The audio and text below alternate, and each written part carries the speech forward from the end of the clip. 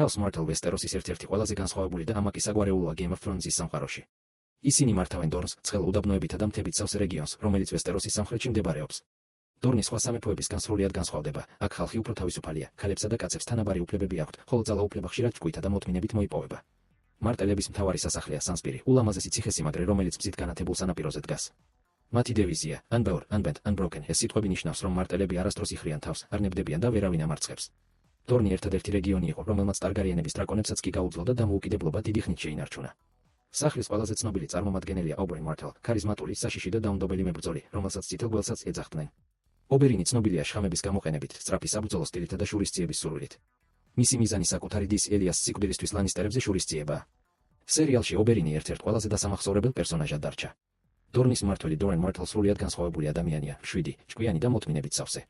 ის ძალას პირდაპირ ომში კი არა, გეგმებსა და პოლიტიკაში ხედავს. მარტელების არმია სხვა დიდი სახლების ძალებს რაოდენობით შეიძლება ჩამოუვარდებოდეს, მაგრამ დორნელი მებრძოლები განსაკუთრებული სისწრაფითა და გამძლეობით არიან ცნობილები.